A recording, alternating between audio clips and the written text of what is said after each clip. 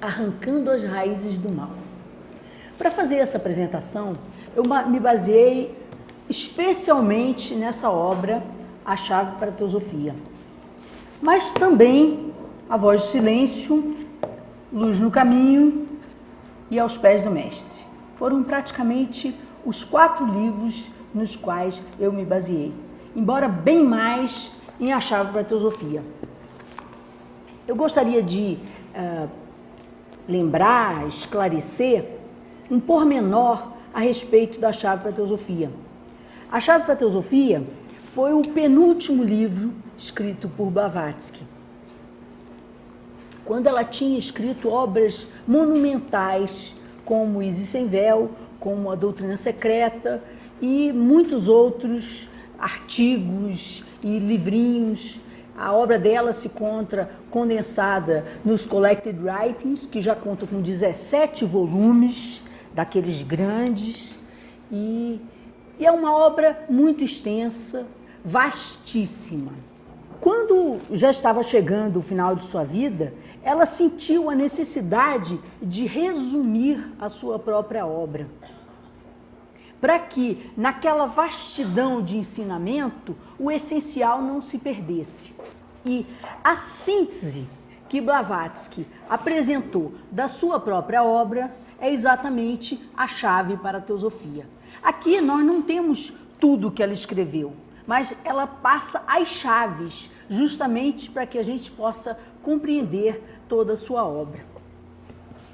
Então, no capítulo 11º de A Chave para a Teosofia, ele tem o título Sobre os Mistérios da Reencarnação.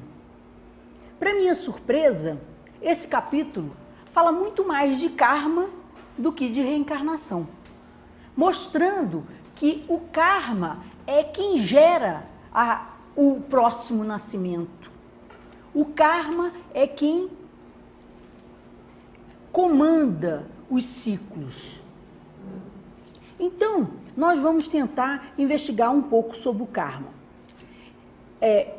Gostaria de esclarecer que, assim como existe a lei de Newton, que fala da ação e reação, toda ação tem uma reação em sentido contrário, também há a lei de Einstein, que fala da relatividade. Mas a lei de Einstein e a lei de Newton, elas não operam no mesmo nível. Então, nós vamos tentar ver o karma como a lei básica, como a lei de Newton, e vamos tentar ver o karma como um princípio de relatividade, como Einstein nos postulou. Então, começando, Blavatsky nos diz: descrevemos o karma como aquela lei de reajustamento que sempre tende a restaurar o equilíbrio abalado no mundo físico e a harmonia rompida no mundo moral. Quer dizer, a lei de Newton fala da ação e da reação no mundo físico, não fala da ação e reação no mundo moral. E o karma, ele inclui tanto a ação e reação no nível físico como no nível moral. Blavatsky nos esclarece que nós não sabemos exatamente como o karma funciona.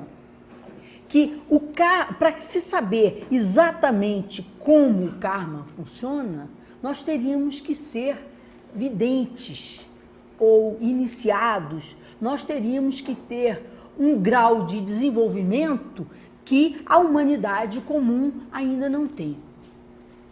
Então, ela diz: dizemos que o karma não atua sempre dessa ou daquela maneira particular, mas sempre age de modo a restaurar a harmonia e a preservar o equilíbrio, em virtude do qual o universo existe. Ou seja, o karma é uma lei de equilíbrio.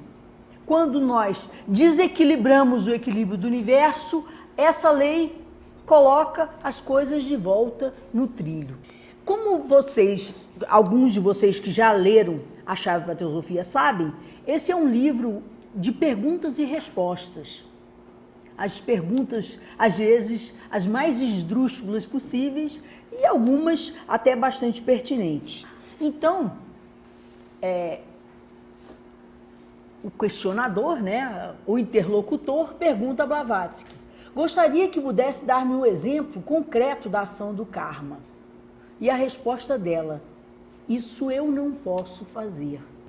Porque nós tendemos para o materialismo espiritual, no sentido que nós achamos que se nós damos um soco no gato, nós vamos levar um soco do gato, e as coisas não funcionam exatamente assim. Se alguma desgraça nos ocorre, então é porque nós fizemos ipsis literis aquilo para outra pessoa em outra vida, e parece que essa coisa não é exatamente assim.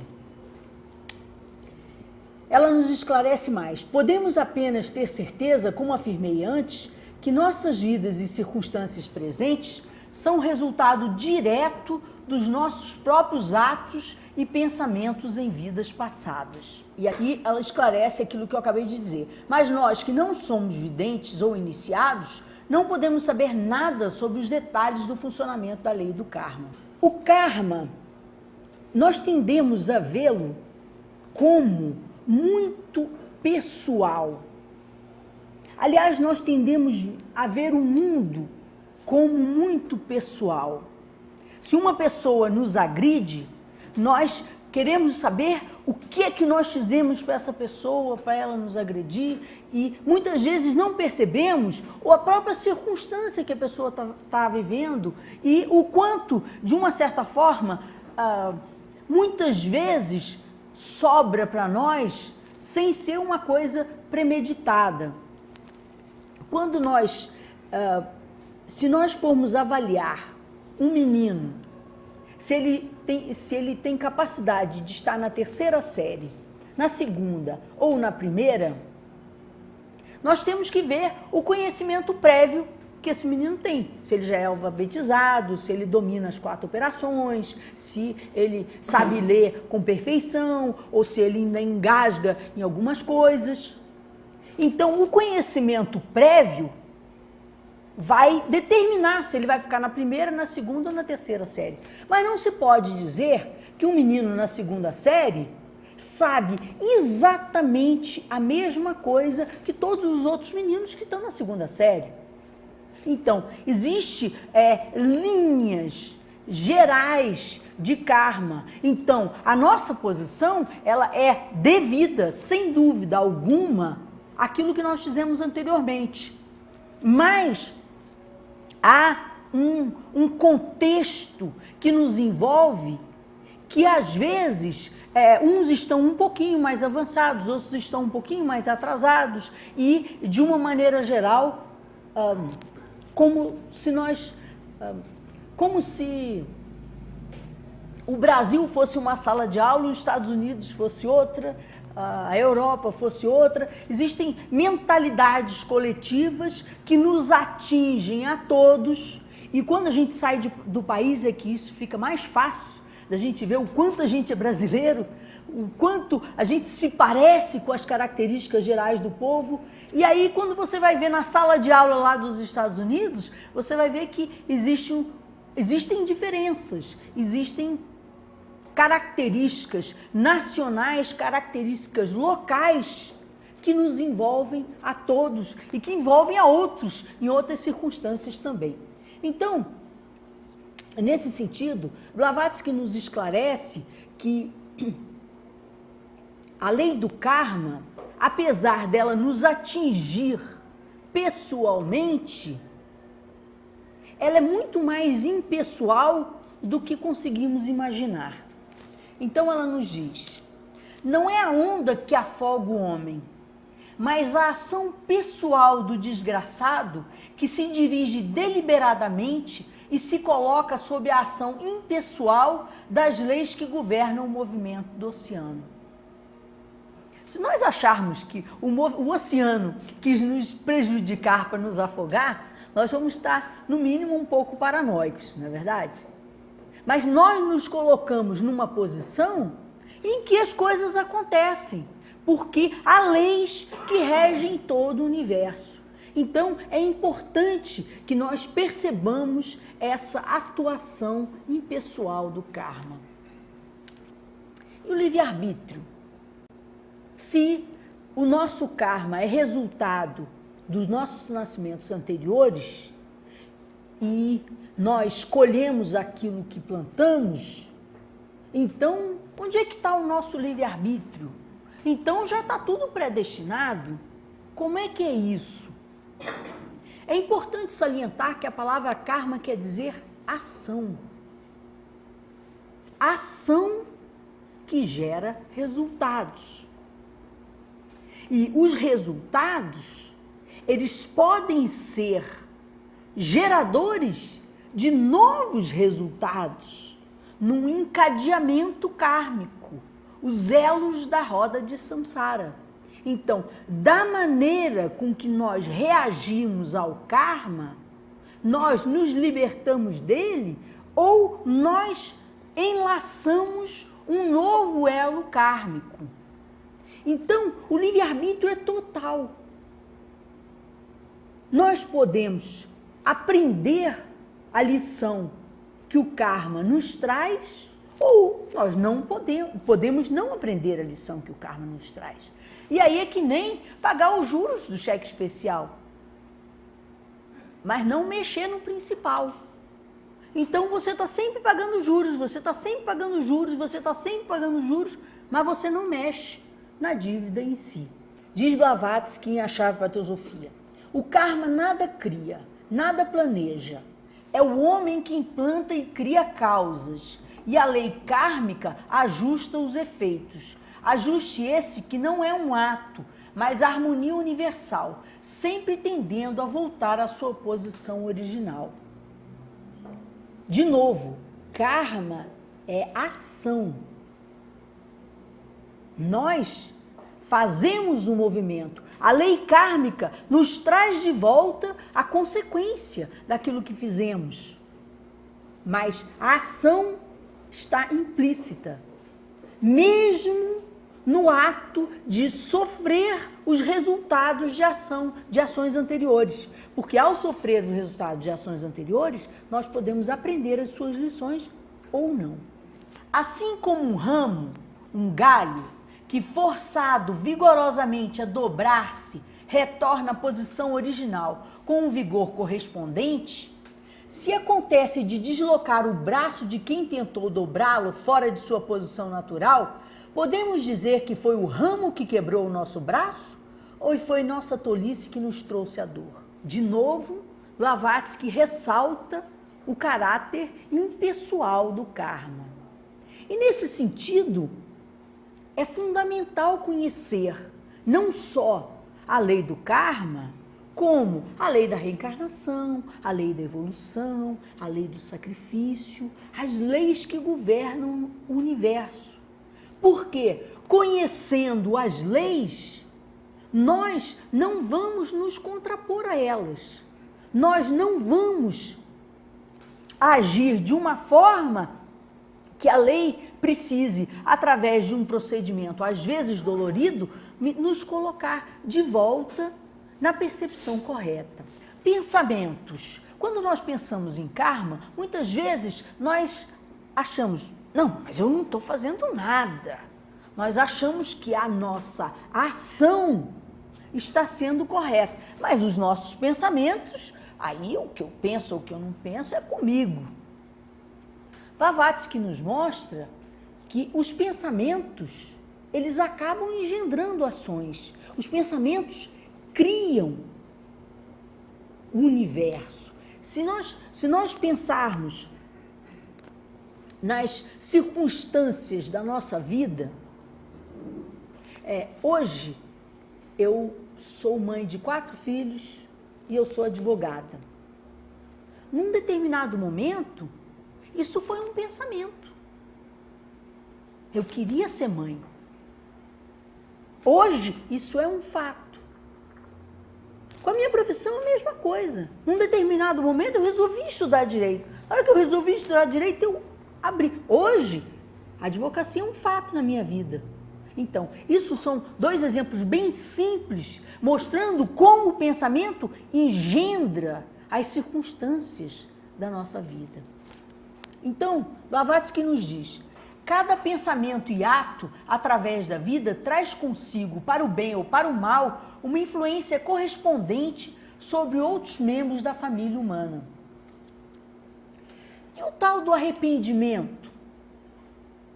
Aquela história de que a gente vai até a igreja, se confessa, reza 3 Ave Marias, 5 Pai Nosso e o nosso pecado é perdoado. Como é que é isso? Como é que se dá? Qual o efeito do arrependimento em relação às nossas ações já cometidas? Os nossos pecados, no linguajar cristão, mas as nossas ações, de uma maneira geral. Pode o arrependimento nos liberar do karma?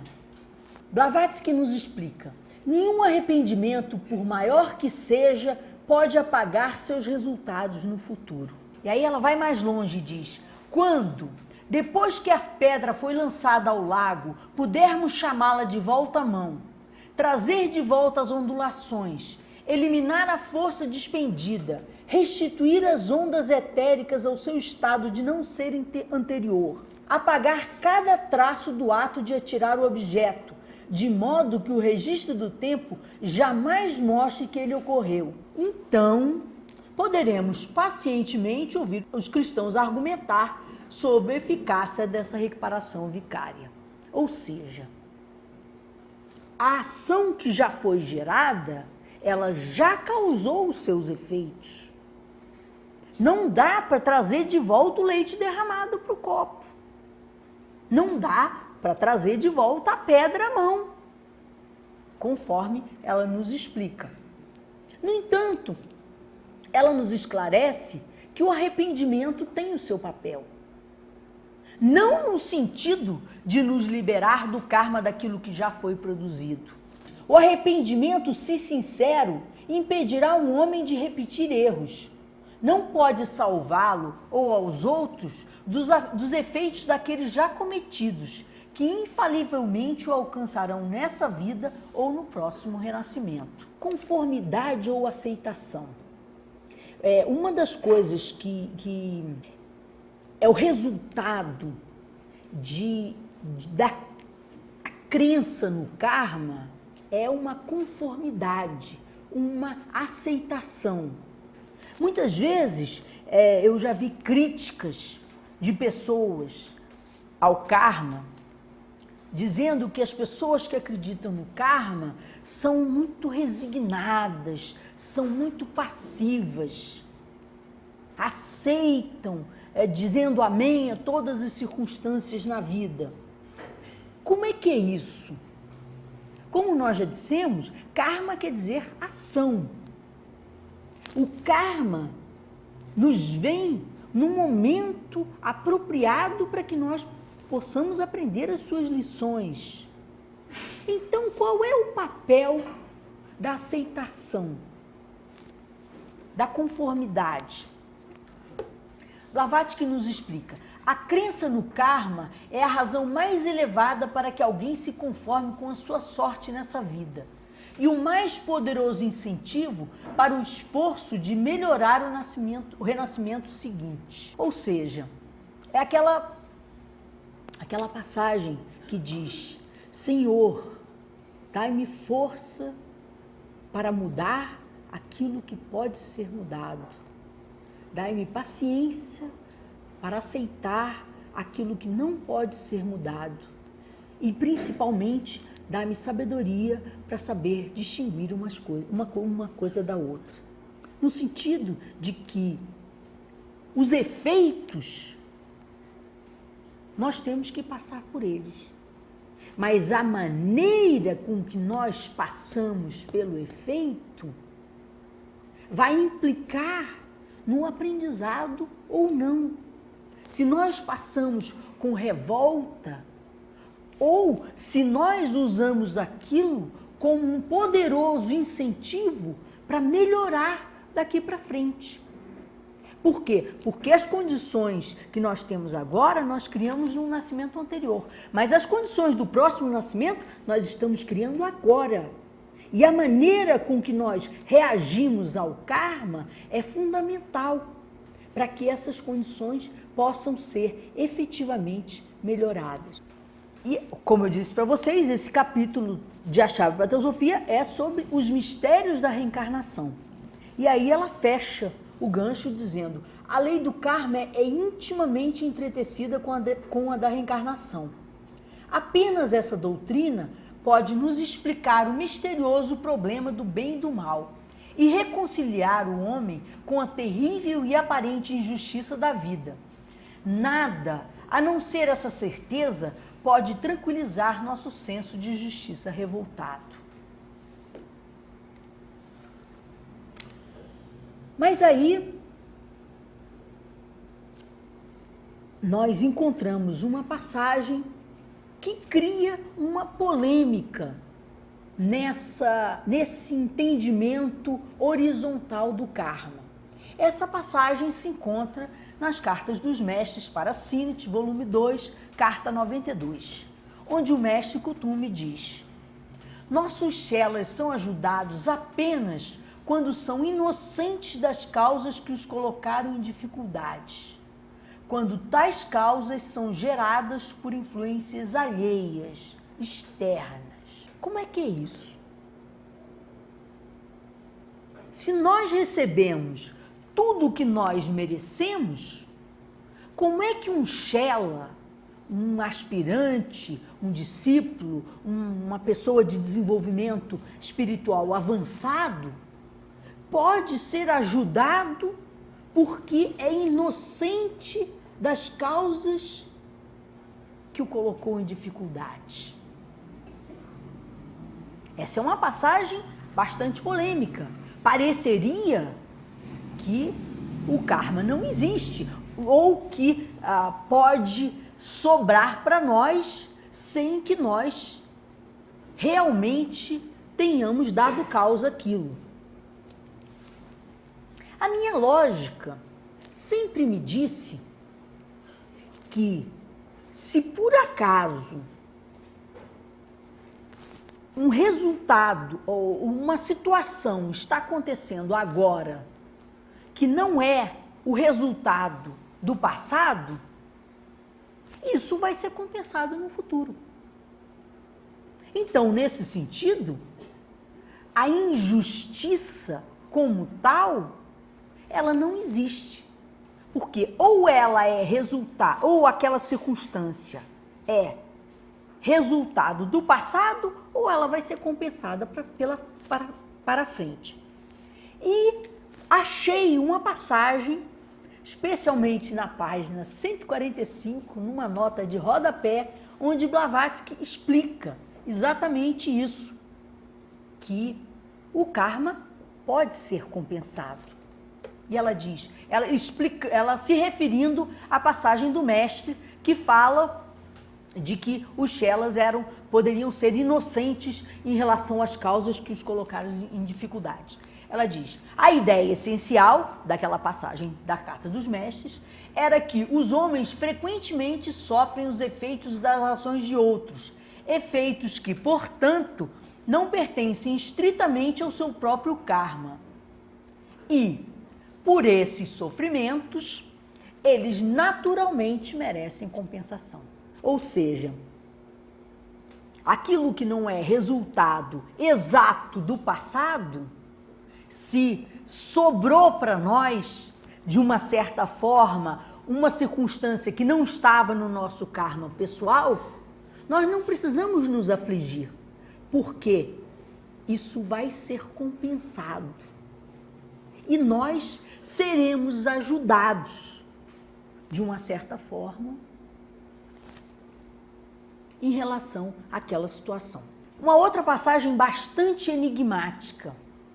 Blavatsky nos explica que a ação é igual ao resultado.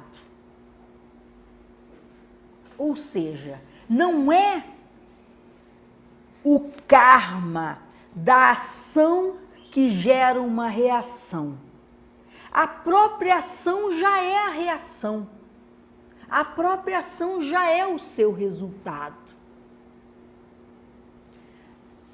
Quando nós pensamos no leite derramado, isso é fácil, né? A própria ação de derramar o leite, o resultado já é o leite derramado. Então não há uma diferença substancial entre o leite derramado e a ação de derramar o leite, não é? Então ela diz: nos domínios da eterna justiça, a ofensa e a punição estão inseparavelmente ligados como um único evento, porque não existe distinção real entre a ação e suas consequências. É óbvio que essa passagem, ela tem níveis de profundidade que talvez só através da meditação nós podemos alcançar. Então é bom a gente pegar ela, levar para o travesseiro e meditar profundamente, que não há uma diferença substancial entre a ação e o resultado. Karma individual e coletivo, salvação. Existe aquele entendimento de que Jesus morreu na cruz para nos salvar, um entendimento certamente superficial, grosseiro, que Jesus morreu na cruz para nos salvar, então nós já estamos salvos. Basta acreditar em Jesus. Então nós podemos cometer todos os pecados do mundo, porque Jesus já nos salvou. E isso seria um entendimento que certamente se chocaria com o entendimento da lei do karma. No entanto, Blavatsky nos explica que há uma salvação. Não que nós não tenhamos que colher o resultado das nossas ações. Não que invalide a lei do karma no sentido individual. Mas no sentido coletivo, os gênios da humanidade, os santos, os salvadores, eles fazem descobertas que beneficiam um todo. E nesse sentido, nós nos beneficiamos daquilo que os salvadores da humanidade nos trouxeram. Mas não, nunca, em hipótese alguma, anulando o nosso karma individual. Ela nos explica: não devemos perder de vista o fato de que todo átomo está sujeito à lei geral que governa o corpo inteiro, ao qual ele pertence. E aqui encontramos a pista mais ampla da lei kármica. Você não percebe que o agregado de karma individual torna-se o da nação a qual aqueles indivíduos pertencem? E mais ainda, que a soma total de karmas nacionais é o karma do mundo? Os males dos quais você fala não são peculiares a um indivíduo ou mesmo à nação. Eles são mais ou menos universais. E é sobre essa linha ampla de interdependência humana que a lei do karma encontra sua legítima e uniforme manifestação. Então a perguntinha: devo então entender que a lei do karma não é necessariamente uma lei individual? E ela responde: é exatamente o que quero dizer. Seria impossível ao karma reajustar o equilíbrio de poder na vida e no progresso mundiais, a menos que ele tivesse uma linha de ação ampla e geral. É como a história da sala de aula. O menino que está na segunda série, ele certamente merece estar ali. E o menino que está na terceira também merece estar ali. Mas o ensino é um ensino amplo, não necessariamente só dirigido para aquele menino particular, mas para toda aquela turma. E quando tem um menino mais adiantadinho, que aprende as lições mais rápido, ele ajuda os outros a aprenderem a lição mais rápido também. Então, nesse sentido, o gênio individual, o brilho individual, ele se reflete positivamente no karma coletivo.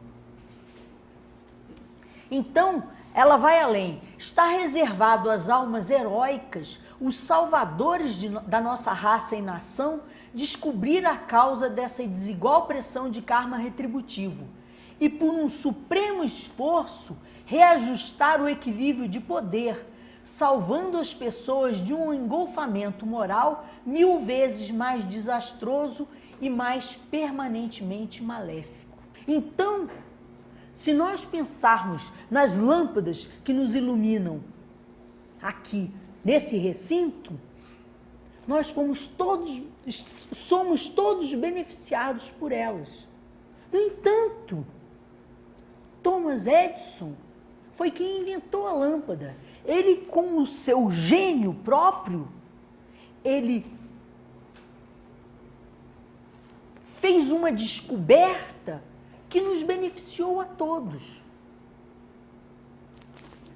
Isso, o fato do mundo ter tido uma Madre Teresa de Calcutá nos dá uma referência que é possível ser assim. Então, uma Madre Teresa faz uma diferença enorme no conjunto. E por que não o Mestre Jesus? Nesse sentido, ele foi um exemplo de vida que atinge milhões de pessoas 2000 anos depois da sua vida. Então, nesse sentido, ele foi um salvador da humanidade, sem sombra de dúvida. Ele saiu da média, ele deu um exemplo de que é possível viver de uma maneira diferente. Então, existe tanto o karma individual como a salvação coletiva, no sentido de que o gênio individual faz com que o coletivo todo se beneficie. Bem, agora nós vamos para o aceleramento kármico. Agora nós saímos da lei de Newton e vamos para a lei da relatividade de Einstein. Vamos tentar ver como se pode lidar com o karma em atacado e não no varejo. É muito comum nos meios espiritualistas a afirmação de que se interessar pela espiritualidade, meditar e ter uma vida correta acelera o karma. E muitas pessoas até se perguntam, eu estou me tornando melhor para sofrer mais? Eu sou masoquista? Como é que é isso? Na verdade, quando nós aprendemos mais lições, nós estamos preparados para outras e outras e outras. Então, esse aceleramento kármico é uma maneira de nós nos liberarmos do fardo da ignorância. É uma bênção. Vamos tentar ver como é que isso funciona. Luz no Caminho, esse tratado de Mabel Collins, tem uma passagem muito interessante que fala sobre lidar com o karma dessa maneira, do tipo atacado. Aquilo que o título dessa palestra, Arrancando as Raízes do Mal. Mabel Collins nos fala: procure em teu coração a raiz do mal e arranca-a. Ela vive e dá frutos no coração do discípulo devotado, assim como no homem voltado para o desejo. Só o forte pode matá-la. O fraco tem que esperar que ela cresça, frutifique e morra. Ela é uma planta que vive e cresce através dos tempos. A raiz do mal não é o karma? Então, você quando arranca uma raiz, aquilo não vai ser gerado mais. Quando você não arranca a raiz e você só poda a superfície, é que nem os juros do cartão de crédito ou do cheque especial. Você poda, mas você não arranca o foco, o principal. Mas ela nos esclarece. Só o forte pode arrancar a raiz do mal. O fraco tem que esperar que dê seus frutos. É uma planta que vive e cresce através dos tempos. Esse tempos é de fundamental importância. Uma coisa que me chamou muita atenção na literatura teosófica foi saber que os mestres de sabedoria, os seres perfeitos, os seres iluminados, estão em intensa atividade e eles não geram karma. Se o karma é ação com a sua reação, como é que você pode agir sem gerar resultados? Porque é a ação no tempo que gera resultados. A ação no eterno não gera resultados. Arrancar a raiz do mal significa sair do transitório, do temporário e entrar no eterno. Luz no Caminho continua nos esclarecendo. Não vive no presente, e sim no eterno. Essa gigantesca erva daninha não é capaz de florescer ali. Essa mancha na existência é removida pela própria atmosfera do pensamento eterno. Ou seja, há uma pista importante. Nós temos que sair do reino do transitório para o reino do eterno. Aos pés do mestre, no comentário sobre o contentamento, também nos fala disso. Nos esclarece o seguinte, no parágrafo 44. Deves suportar o teu karma com contentamento, qualquer que ele seja, aceitando como uma honra que o sofrimento venha a ti. Porque isso demonstra que os senhores do karma consideram-te digno de auxílio. Por muito duro que seja, ser agradecido por não ser ainda pior. Lembra-te que de muito pouca utilidade serás para o mestre enquanto o teu mau karma não for resgatado e tu estejas livre. Oferecendo-te para ele, para o mestre, para o trabalho espiritual, pediste que teu karma fosse acelerado e assim, em uma ou duas vidas, resgatarás o que de outro modo poderia estender-se por mais de uma centena delas. Vocês estão vendo que há uma similaridade absoluta entre arrancar a raiz do mal e esperar que aquilo frutifique. Esperar que aquilo frutifique, levar o karma no estilo conta-gotas, ele se estende por um período enorme. Mas arrancar a raiz do mal, resgatar em uma ou duas vidas, só o forte pode fazê-lo. E aí, para isso, o contentamento. Deves suportar o teu karma com contentamento. Porque, no caso, o mestre falava para o Krishnamurti, numa situação onde o karma dele tinha sido acelerado. Então, ele, com o seu karma acelerado, devia suportar com contentamento, qualquer que seja, aceitando como uma honra o sofrimento. Então, dá para ver como essas duas passagens se casam perfeitamente. Para minha surpresa, eu encontrei uma pista muito interessante desse mesmo assunto na Chave para a Teosofia, quando Blavatsky nos fala da união.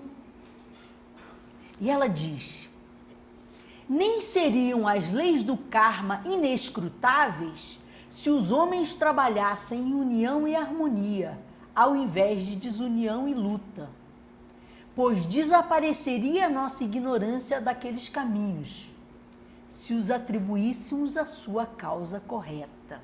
O que isso tem a ver com karma?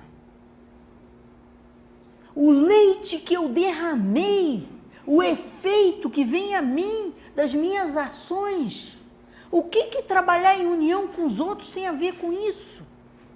Parece E nesse sentido, há uma passagem da Voz do Silêncio que nos mostra que a maneira de arrancar a raiz do mal é perceber a causa e o efeito, é juntar a causa e o efeito. Isso está descrito na Voz do Silêncio como a virtude de Shila, que quer dizer harmonia, equilíbrio. Então, através da harmonia e do equilíbrio, nós recebemos a inspiração que nos propicia juntar a causa e o efeito. E aí, com vontade, evidentemente, nós temos a possibilidade de arrancar a raiz do mal. Blavatsky nos fala da esfinge. Vocês se lembram que a esfinge tem um lema: decifra-me ou te devoro. Arranca a raiz do mal, decifra o mistério da natureza, ou te devoro, ou você vai ter que pacientemente suportar seu karma pelas próximas 100 encarnações. Permanecemos aturdidos perante o mistério da nossa própria constituição e os enigmas da vida que não resolveremos e acusamos a grande esfinge de nos devorar. Quer dizer, o karma tem a ver com decifrar mistérios, juntar a causa e o efeito. A Voz do Silêncio, quando fala, no aforismo 208, quando fala de Shila, que é a segunda paramita, fala: Shila, a chave da harmonia nas palavras e atos, a chave que equilibra a causa e o efeito, não deixando mais lugar para a ação kármica. Ou seja, juntando a causa e o efeito, nós arrancamos as raízes do mal, não deixando mais lugar para a ação kármica. No 235, de A Voz do Silêncio, também há uma referência a Shila. O medo, ó discípulo, mata a vontade e paralisa toda a ação. Se é falho na virtude de Shila, ou seja, equilíbrio, harmonia, o peregrino tropeça e as pedras kármicas lhe ferem os pés ao longo da senda pedregosa. Com harmonia, união, nós temos o mérito de ter a inspiração que nos possibilita juntar a causa e o efeito. E aí precisamos de força para efetivamente arrancar a raiz do mal. Se nós não juntamos a causa e o efeito, se nós não trabalhamos em união e harmonia, mas em luta e desunião, nós não atribuímos a causa correta, nós não deciframos o mistério da vida e, ao longo da senda pedregosa, as pedras kármicas ferem os nossos pés. Vocês veem como está profundamente relacionado. Um exemplo que a gente pode dar, que também tem uma relação com o karma. E com essas duas maneiras de lidar com o karma, no atacado ou no varejo. Arrancar a raiz do mal ou deixar que ela frutifique e floresça. Por exemplo, um anzol se prendeu no nosso pé. Nossa, que dor! Como é que nós vamos fazer? Nós vamos arrancar esse anzol? Vai doer que vai ser uma coisa, na verdade. Mas se nós arranjarmos um meio alternativo, vamos andar mancando para o resto da vida. Vai doer? Claro que vai doer. Mas são dois tipos de sofrimento diferentes. Lidar com o karma no varejo, na periferia, é andar mancando. Vai ficar doendo por essa vida e pelas próximas. Mas arrancar a raiz do mal, arrancar o anzol de nossos pés, dói muito. E para isso, precisamos de fortaleza. E para isso, a passagem de aos pés do mestre. Deves suportar o teu karma com contentamento, qualquer que ele seja, aceitando como uma honra que o sofrimento venha a ti. Porque isso demonstra que os senhores do karma consideram-te digno de auxílio. Por muito duro que sejas, ser agradecido por não ser ainda pior. Lembra-te que de muito pouca utilidade serás para o mestre enquanto o teu mau karma não for resgatado e tu estejas livre. Oferecendo-te para ele, pediste que teu karma fosse acelerado e assim, em uma ou duas vidas, resgatarás o que de outro modo poderia estender-se por mais de uma centena delas. Então, nós estamos com a faca e com o queijo na mão.